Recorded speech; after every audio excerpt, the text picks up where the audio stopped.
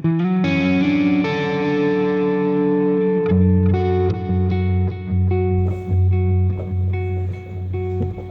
I'm going to try this one more time. Hopefully everything will stay in focus this time.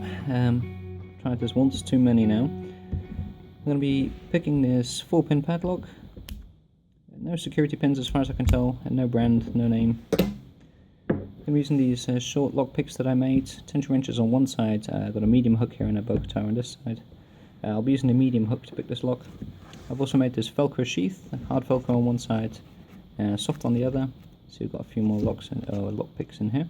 The reason I made the Velcro sheath is so you can stick it to the back of other patches, and once you wear that patch, you'll have a very small, very low profile and discreet way of carrying your lockpicks. Keeps them safe, keeps them out of sight.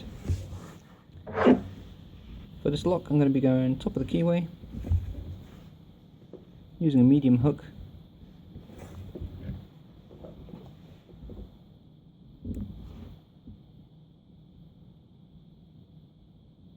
Starting on the back, pin 5 set, pin 2's binding,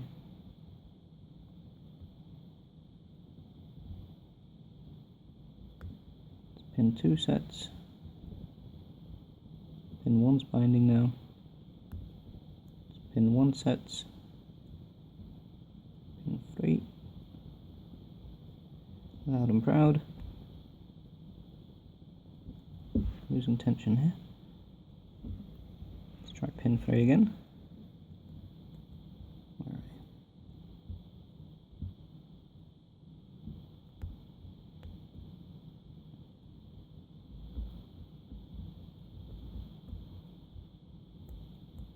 Seems pin 1's popped back up now. And there we go.